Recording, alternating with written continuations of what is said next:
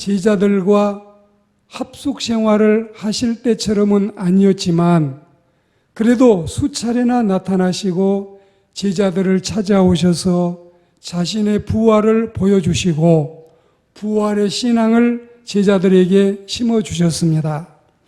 부활의 동산에서 부활의 아침을 맞이한 지 꼭 40일째가 되자 그날따라 예수님의 태도는 다른 날과는 사뭇 다르기까지 했습니다. 십자가에서 찢기시고 상하시고 해 받으신 다음에 확실히 많은 증거로 친히 사심을 나타내사 40일 동안 저희에게 보이시며 하나님의 나라의 일을 자상하게 말씀해 주시는 것이었습니다. 그러던 어느 날, 즉 부활한 지 한 달 열흘째 되던 그날, 주님께서는 사도들과 같이 모이사 저들에게 이것저것을 당부하시고 지시하시고 때로는 엄명을 하기도 하셨습니다. 자, 이제 너희들은 듣거라. 우선 서울을 떠나서는 안 된다. 왜냐하면 서울은 영적으로 말하자면 하나님의 집이요 기도하는 곳이다. 그리고 약속의 장소를 상징하기 때문이다. 약속이 실현될 때까지 서울에서 기다려라. 요한은 물 세례를 베풀었지만 너희는 불 세례 곧 성령 세례를 받게 된다.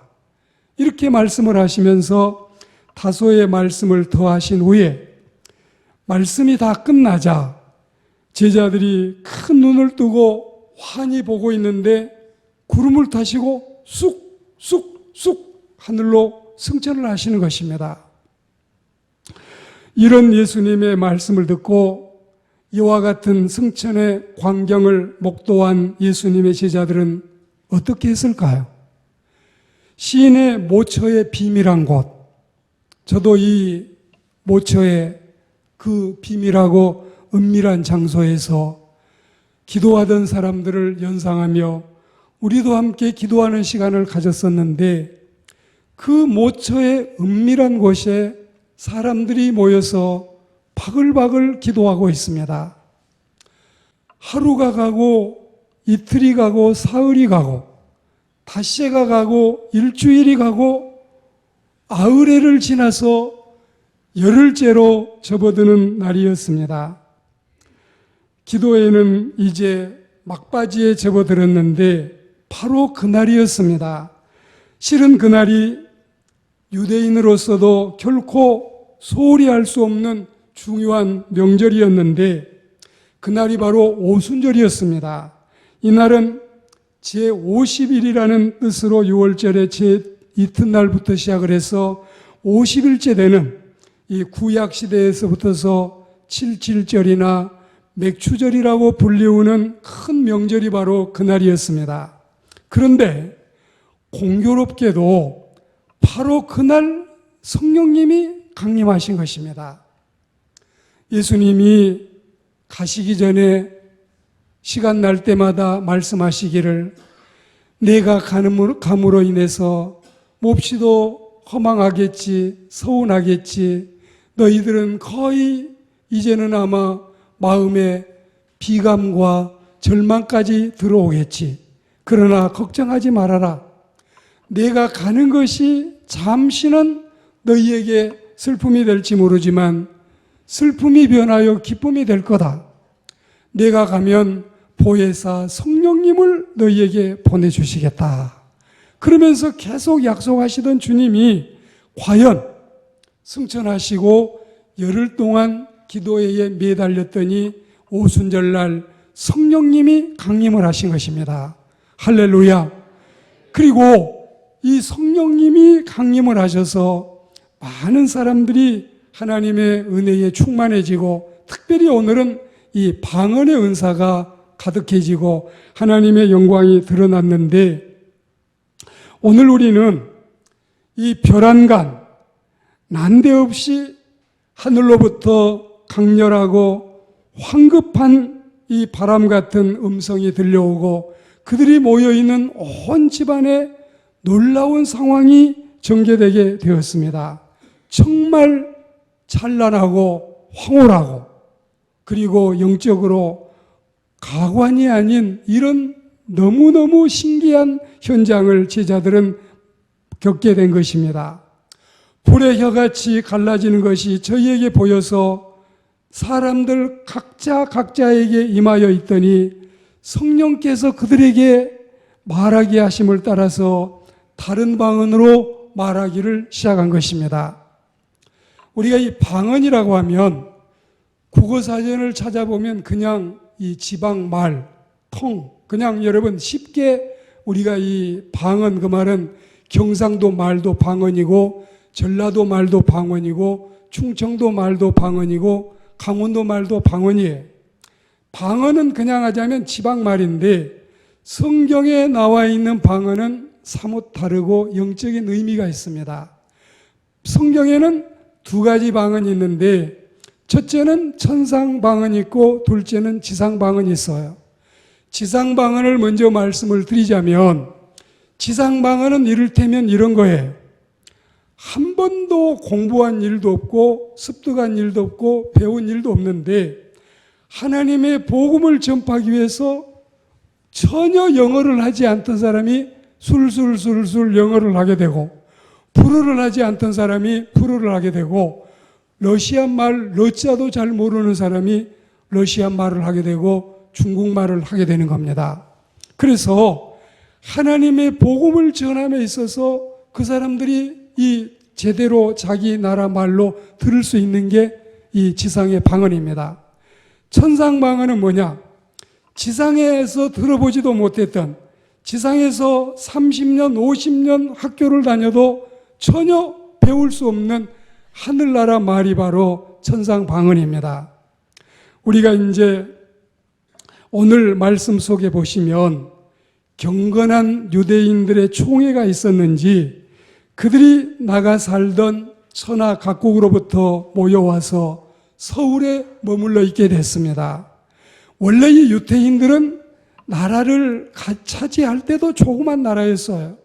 우리나라로 하자면 경상남도, 경상북도, 강원도 이 3도를 합하면 이스라엘 본토만큼 돼요. 이렇게 장화같이 길쭉해가지고 제가 지금 저쪽으로만 동해 쪽으로 돌린 게 다 의미가 있습니다. 이 부산 포항 쪽으로 쫙 주문진으로 해가지고 강원도까지 올라가면은 이게 이스라엘 나라만큼 된다니까요. 그 나라에는 지금 한 400만 명 전체 인구가 서울 시민의 한 3분의 1밖에 안 사는데 이게 전 국민이에요. 그리고 외국에 나가 있는 이 핍박도 심하고 나라도 좁고 하니까 다 이 사람들이 흩어져 살았는데 지금도 자국에 있는 백성이 한 서너 배 되는 사람이 미국이나 러시아나 캐나다나 영국이나 세계 도처에 살고 있는데 다 합치면 한 2천만 명 돼요. 근데 이 총회가 있었는지 이 거류민들이 그 외국에 나가 있던 사람들이 지금 자국으로 왔는데 그때 보니까 그들 중에는 바데인, 메데인, 엘람인, 메소포타미아, 유대 갑바도기아, 본도, 아시아, 부르기아, 밤빌리아, 애굽, 구레네 인근 리비아 지방 사람들, 로마의 과객, 그레데인, 아라비아인들까지 적어도 15개국 이상 사람들이 모여 있는데 자기 조국은 이스라엘이지만 실제로 살고 있는 나라는 다 다르잖아요. 그런데 메시지를 하는 제자가 메시지를 하는데 지금같이 동시 통역을 들을 수 있도록 무슨 킨텍스니 국제회의장이니 이런 데서 미리 시설을 설치해가지고 레시버를 꽂으면 미국 사람이 사이클을 맞추면 영어로 들리고 독일 사람이 사이클을 맞추면 독일어로 들리고 이런 시대가 아니에요. 이런 때가 아닌데 한 사람이 메시지를 하는데 15개국이 넘는 사람들이 다 자기 나라 이 말로 물론 자기가 살고 있는 그 나라 말로 듣게 된다 이것입니다. 이런 엄청난 기적이 이런 놀라운 사건이 일어나면서 성령님이 이 땅에 오신 사실을 알리셨습니다. 조금 더 덧붙여서 천상방언을 말씀을 드리자면, 천상방언은 오늘날 이 하나님을 믿는 그리스도인들이 기도를 하자면 1시간, 2시간, 3시간 계속 여러분 기도를 할 수 없기 때문에 기도하다가 심심해지고 지루해지고 이러다 보면 방언의 은사를 받으신 분들이 계속 영적으로 기도하기 때문에, 또 방언으로 기도하면 원수 마귀 사탄이 회방도 놓을 수 없기 때문에 기도하는 사람들은 많은 이 은사의 체험으로 방언 기도를 하나님께 드리고 있답니다.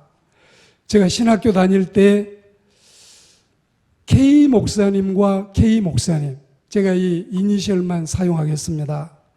한 분은 미국에서 공부를 했는데 그 하나도 얻기 어려운 박사를 4개를 얻으셨어요. 아주 훌륭한 이 석학이시고, 한 분은 화란에 가서 공부했는데 박사 하나를 받았는데 이게 생명보다 귀한가 봐요. 그런데 박사 4개를 받으신 분은 얼마나 은사가 충만하고 이 신령하고 방언 기도를 잘하는지 몰라요. 근데 박사 하나 받으신 분은 방언은 사도행전 때에 있었던 일이지 지금 이 시대에는 있지 않다. 현실의 방언을 부인하고 가르치는 선생이셨는데, 오늘 세상의 박사들이 500명이 모여서 방언을 칭찬을 한다 해서 그들의 말에 휩쓸리는 것이 아니고, 지상의 박사들이 1000명이 모여서 방언은 없다고 반대를 해도 그들의 말에 우리는 따라가지도 않습니다. 중요한 것은 하나님의 말씀이 뭐라고 하셨느냐. 하나님의 말씀을 따라 우리는 방언의 은사에 대해서도 믿음을 가지고 상식을 가지고 지식을 가지고 하나님을 섬기는 신앙생활을 해야 할 줄로 믿습니다. 오늘 저는 이 말씀을 드리면서 4가지 말씀을 드리겠는데, 특별히 오늘 하루로 국한하지 않고 주의 뜻이면 성령님에 대하여 더 말씀을 들을 기회가 오겠습니다. 성령님은 지상에 왜 오셨을까? 단도직입적으로 4가지 말씀을 드리자면, 첫째는 성령님께서 오신 것은 우리에게 믿음을 심어주기 위해 오신 거예요. 그리고 2번째는 성령님이 우리 믿음을 키워주시려고 오신 거예요. 3번째는 성령님이 우리 믿음을 끝까지 견고케 하고 건강하게 지켜주시려고 오신 거예요. 그리고 4번째 결론은 성령님이 오신 것은 우리의 믿음의 결실을 맺어서 하나님 나라까지 인도하기 위해서 하나님의 성령께서 우리에게 오심을 믿습니다. 이 점을 좀 더 설명을 드리고 오늘 메시지를 마치겠습니다. 죄악된 우리에게 믿음을 주신 분이 누구십니까? 그분이 바로 보혜사 성령님이셔요. 우리는 믿음이 내가 공부를 많이 해야 되는 게 아니에요. 슈퍼마켓 가서 물건 사듯이 뭘 수입해 오고 사서 되는 게 아니에요. 나이가 많아야 되는 것도 아니에요. 덕망과 경륜이 풍부해서 되는 것도 아니고 연구를 많이 해서 되는 것도 아니에요. 하나님의 성령께서 오셔서 내 마음을 뒤흔들어서 내게 믿음의 씨앗을 심어주시면 내게서 믿음이 하나님의 은총 가운데 싹이 트게 될 줄 믿습니다. 15살 먹었을 때 누가 내게 와서 전도했어요. 아무 생각도 없고 꿈도 꾸지도 않고 예수님 일자도 가까이 하고 싶지 않았어요. 25살 때 다른 사람이 와서 그에게 와서 전도했지만 자기 마음속에 추워도 교회 가고 싶은 마음이 없었어요. 예수님이 구주라는 생각이 추워도 믿어지지 아니했어요. 40살 때 또 누가 와서 복음을 전하는데 하고 싶으면 해라. 나는 죽을 때까지 예수 안 믿을 거야. 절대 나는 교회 안 다닐 거야. 그렇게 마음을 먹고 있는데 47살 때 한 분이 또 내게 와서 전도를 하시는데 그때 마음이 열렸어요. 예수님이 내 구주처럼 믿어지기 시작했어요. 그리고 나도 예배당에 가고 싶어졌어요. 나도 신자들이 부러워졌어요. 그 사람처럼 나도 교회 신자가 되고 싶었어요. 그리고 이 외적인 소명에 이어서 내적인 소명이 와서 예수님 앞에 와서 주의를 지키고 세례를 받고 하나님의 교회 직분자가 됐어요. 할렐루야. 이건 제 자신을 이야기한 게 아니라 저는 주일학교 출신이지만 교회에서 여러분 전도하는 사람이 나가서 사람들에게 복음을 전하면 성령님이 때가 찼을 때 우리 마음의 문을 열어서 예수님을 구주로 믿게 하시면 전혀 그렇게 반대하고 손사래를 치고 절대 교회 안 간다, 예수 안 믿는다, 다 믿어도 나는 예배당 안 다닌다 했던 사람이 예수 믿게 된 것은 성령님의 은혜요, 성령님의 작용임을 믿습니다.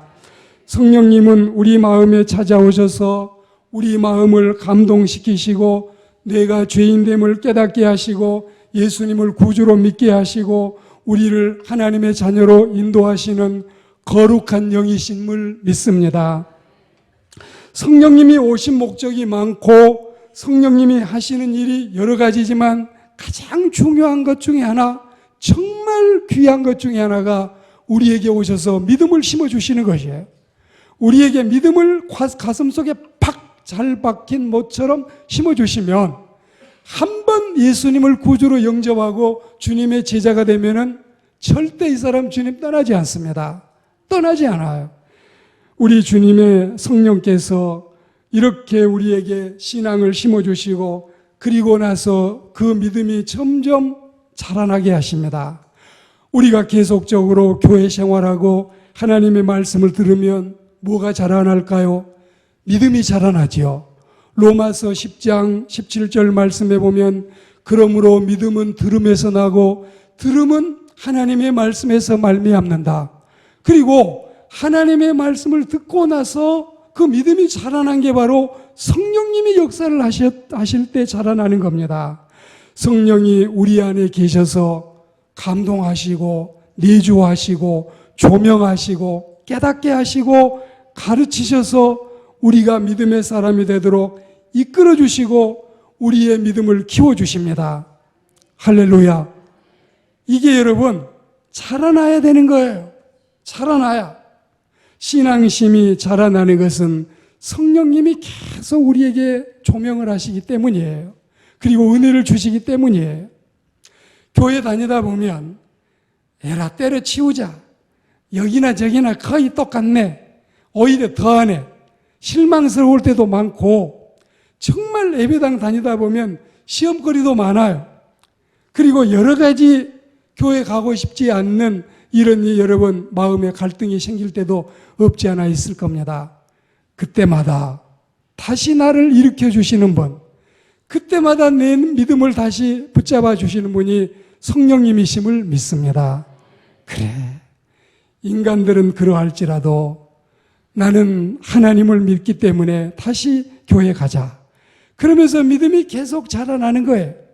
콩나물 시루에 물을 부으면 다 빠져나가도 콩나물이 자란다고 말하는 것처럼 들어도 지난주일 설교 제목도 지난주일 본문 알아맞히라고 하면 정말 이거는 여러분 무슨 이 귀한 퀴즈대 10문제 다 맞히고 참표 내는 것보다 더 어려운 것처럼 여러분이 생각될 때가 있어도 그래도 믿음은 나도 모르는 사이에 점점 자라나고 있음을 믿습니다. 하나님 우리 믿음을 자라나게 하셔요. 그리고 하나님이 성령님을 통해서 우리의 믿음을 건강하게 견고하게 하심을 믿습니다. 성령님의 도우심이 아니면 우리의 믿음은 지탱하기도 어렵고 유지하기도 힘들고 견고해지지도 않습니다. 성령님이 끊임없이 우리의 믿음을 관리하고 계셔요. 믿음이 해이해지면 각성케 하십니다. 믿음이 연약해지면 강하게 하십니다. 내 믿음이 태만해지면 열심을 내라고 재촉을 하십니다. 내가 만약에 뒤로 물러가는 믿음이 된다면 주님이 기뻐하지 않습니다. 그리고 믿음이 더럽혀지면 회개의 영을 부으셔서 깨끗하게 하십니다. 이와 같이 성령님이 계속해서 내 믿음을 견고케 하심을 믿습니다. 자, 여러분이 구원받고 싶지요? 여러분 천국 가고 싶지요? 그리고 여러분이 끝까지 신자가 되고 싶지요? 그리고 여러분이 천국에 가서 상 받고도 싶지요? 여러분 이걸 아십시오. 나보다 나를 더 사랑하는 분이 계신답니다. 그분이 바로 성부, 성자, 성령 하나님이신데 내가 천국 가고 싶어 하는 것보다 그분이 나를 더 데려가고 싶어 하셔요.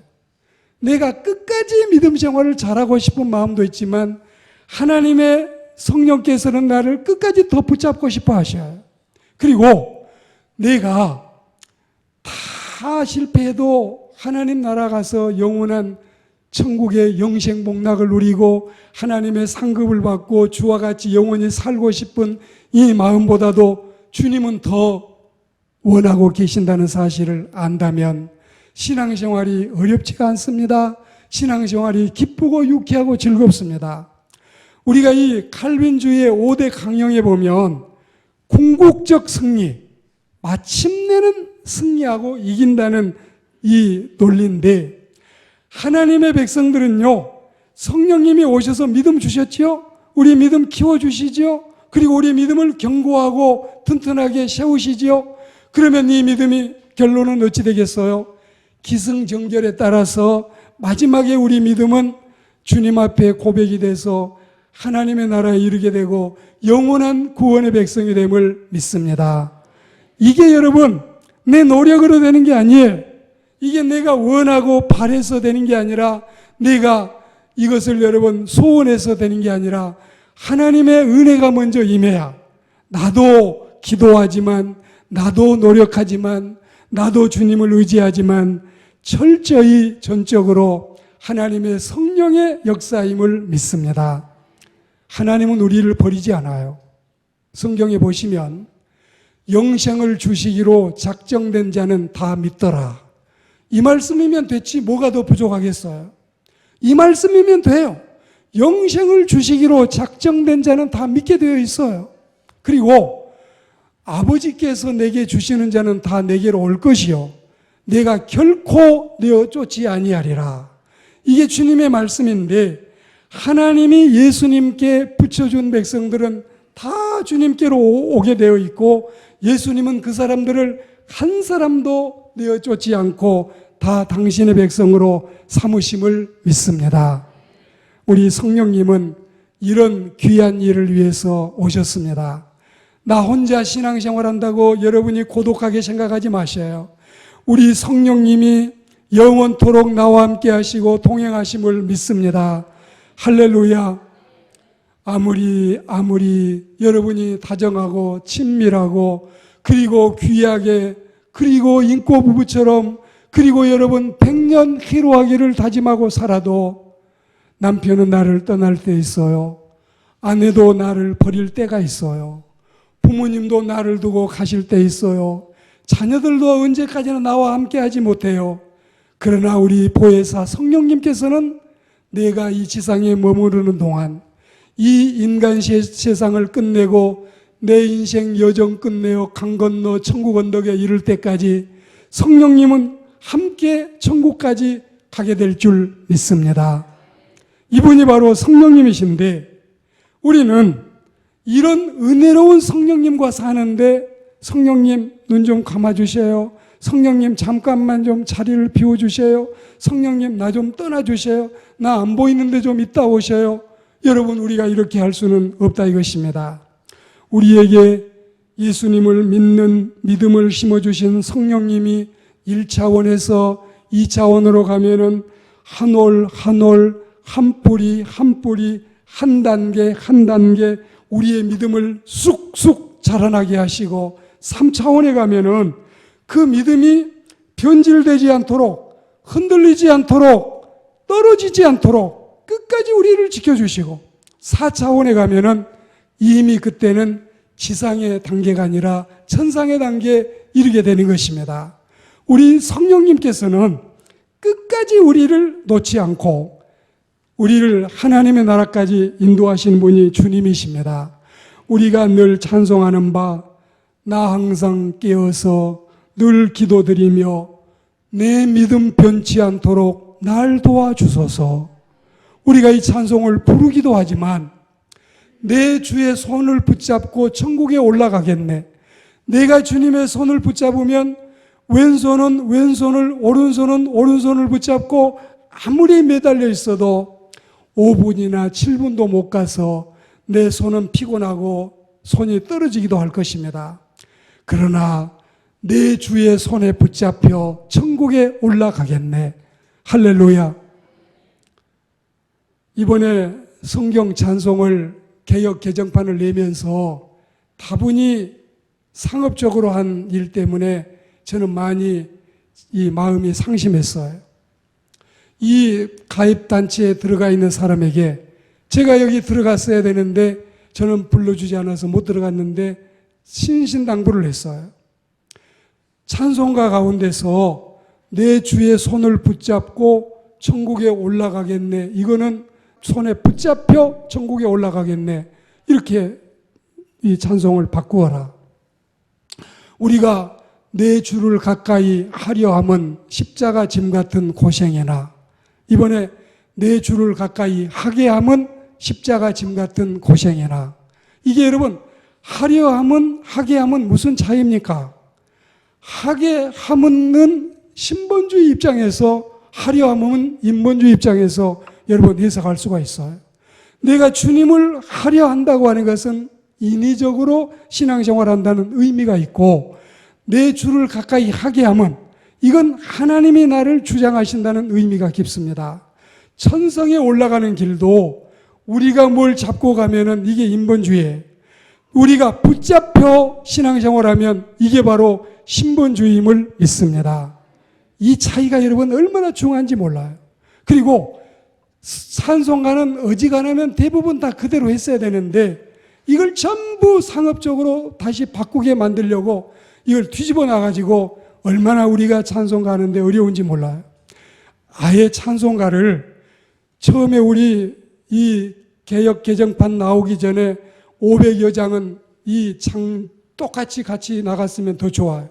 신학적으로 문제가 된 이 소절이 있다면 이것만 바꾸고, 그 다음에 새로 찬송가를 보태려면 500장 이후에 600장, 700장에 보태도 되는데, 이 맹꽁이 같은 사람들이 이렇게 여러분 찬송가를 잘못해 놓아서 우리가 수십 년 불렀던 찬송을, 지금 송대관 집사님이나 태진아 집사님은 자기 노래들 500곡, 1000곡이 돼도 다 1절에서 3절 다 부르는데, 우리 찬송가 여러분 1절에서 4절까지 다 부를 수 있는 찬송 많지 않아요. 많지 않아요. 성경도 마찬가지예요. 뜯어 고치기는 10,000군데 이상을 뜯어 고쳤다는데 사실은 고친다고 하는 게 더 잘못된 부분도 있어요. 오늘은 어쩌다가 성경 찬송까지 나왔지만 중요한 것은 찬송 한 절을 불러도 인본주의로 불러서는 안 되고 신본주의로 하나님의 말씀을 쫓아서 불러야 할 줄로 믿습니다. 성경 한 구절을 붙잡고 믿어도 우리는 잘못된 성경을 믿어서는 안 되는 것입니다. 분명히 이 문학적으로, 신학적으로, 성경적으로, 교리적으로 이게 여러분 할 수 있는 사람들이 들어가서 이 일을 해야 되는데 자기들끼리 이 나눠먹기식으로 이런 일을 하고 해서 이런 큰 문제가 생겼던 것은 정말 이 개역 개정판을 내놓고 굉장한 실수가 아닐 수 없습니다. 일어나고 각설하고, 오늘 우리는 성령님이 오셨으니 내게 믿음을 주시고 내 믿음을 키워주시고 내 믿음을 견고하게 지켜주시고 끝날에는 우리의 믿음이 결실을 맺어 영원한 천국에 이르게 하시는 하나님의 은혜를 감사하고 성령님과 더불어 이 믿음 생활 은혜롭게 자라는 우리 모두가 되기를 주의 이름으로 축원합니다. 순종도 어렵지만 불순종이 더 어려워요. 신앙생활 쉽지 않지만 안 믿고 살기는 더 힘들어요. 우리는 순종이 더 쉬워지기를, 신앙생활이 더 유쾌하고 즐겁기를, 그리고 성령님이 나와 함께 하시니 만사가 now all is well, 노엘, 이제는 만사가 평안하고 태평하다. 주님과 함께라면 우리는 500살도 살고 2000살을 살아도 거뜬히 살아낼 줄 믿습니다. 이 은혜가 우리의 복이 되기를 주의 이름으로 축원합니다.